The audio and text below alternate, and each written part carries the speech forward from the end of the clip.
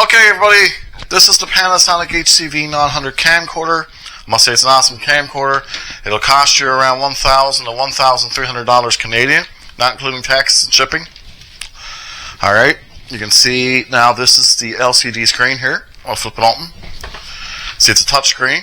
Okay, go through all your menu options through there. On the front, we can see we have the lens, and the lens is covered by the lens cover. The lens cover will open when you press the power button, which is right here on the side. You see the power button here? Press that and the lens cover will open, and it'll power on the camcorder, of course. Here is the recording and playback button. You can press that to play back your recordings and view the pictures you have taken with it. It also takes pictures, obviously. Here's the SNS button. You can make selected scenes out of selected clips by pressing that. It's a fairly complicated process, I must tell you. Here's the Wi-Fi button. Okay, and here is the HDMI terminal. You can plug your HDMI cable in through there. Okay. Alright, I'm just going to close the screen now. Okay. Back here, you can see the recording button. You can press that to begin recording and press it to stop recording. And here's where we slot in the battery. I'm going to open the screen here again, flip out the screen. To slot in the battery, you can see there's an arrow on the back of the battery to put it in. Okay, so now we'll slot it up. Make sure the connectors are aligned properly. You can use the arrow on the battery. Just watch that. I'm going to slot that up. Perfect. Now the battery's been inserted. To eject the battery, there's a little battery lever down here which I need to push towards the LCD screen. See, like this. And now, just give me a moment. I'm pushing it towards the screen. I can slide down the battery like that. And of course, here is the card slot. It takes SD cards. I'm going to slot open the card slot. Now I'm going to insert my memory card. It takes SD cards. I would recommend SDXC Class 10U3, and it can take up to 512 gigabyte cards. Okay, so I'm going to slot in the card like that. See that? And I'm going to insert the card.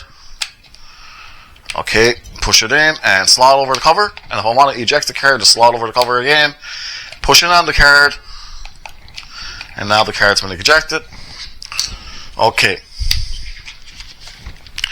On top of the camcorder, we can see the shutter button right here, the zoom lever, and the internal microphone is right here. The zoom lever, you can move from telephoto to wide angle. Okay. And here's this. This is awesome. Watch this. This is a sliding cover, and slot open that cover, and here's our cold shoe. We're going to attach an external microphone to that cold shoe. So I'm going to close that cover now. Down here we can see the, open this cover here, and there is the microphone terminal to attach an external mic. Okay, I'll close that now. First, that's the hand strap. Here is, up here, we can slide this cover over. See that? I'll slide it over to open it. On top here, we can see the headphone terminal. And under the headphone terminal is the USB terminal. Okay? Perfect. Alright. So we'll close that now by sliding over the cover. Okay. Now the camcorder came with this handy thing here. This ring is the lens hood. You can screw it on to the rim of the lens here on front. I would recommend using it throughout the most part, because it'll protect your lens in case you drop it. If you should drop it, I should say. Okay. Perfect. This camcorder can shoot in 24 frames a second, which is great for cinema. At Full HD, 1920 by 1080. You have two file formats. You have AVC HD and MP4. In AVC HD, you can shoot 60 frames a second and 29.97 frames a second, whichever you choose. And in MP4, as I said, it can shoot 24p. It can shoot 30 frames a second and 60 frames a second. It came with, of course, manuals, English, French, and Spanish. Depending on your location, they may vary. It came with a USB cable. Okay, the USB cable we can plug into the camcorder and to the power block here, like this. And okay, now that's connected to the power block, and one end can connect to the camcorder, to the USB end here. Now it's connected to the camcorder. We can plug it in. and charge it through a wall outlet, or I could take off the power block here and plug this into the computer and begin charging through the computer. Okay, perfect. It also came with, of course, an HDMI cable, which you can plug this end into the camcorder and this end into a monitor or so.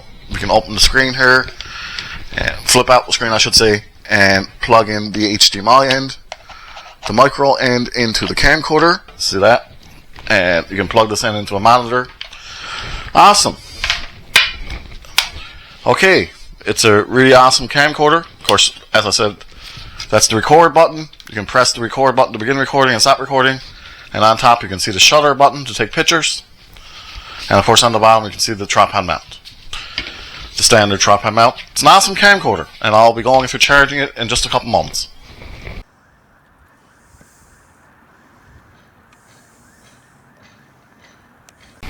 Okay, now I'm going to demonstrate charging the battery, which is already connected to the camcorder, and you can see I've already connected the USB cable to the camcorder. I'm going to demonstrate charging the battery through an external device, like this laptop here. Now, if you're going to use a laptop, make sure it's plugged in. However, I would more than anything recommend a desktop PC. You can use a laptop, but just make sure it's plugged in. And honestly, I'd more recommend a desktop PC. I'm just using the laptop here as a demonstration. Okay, so I'm going to plug the USB end into the laptop. Okay, just give me a moment here. It's kind of tricky. I'm holding the camcorder and holding the USB cable here.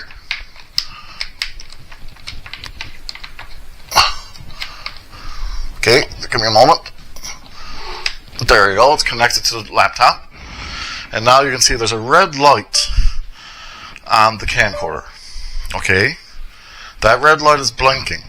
That red light will stop blinking as soon as the battery is fully charged. Okay, as soon as the battery is fully charged, the red light will stop blinking.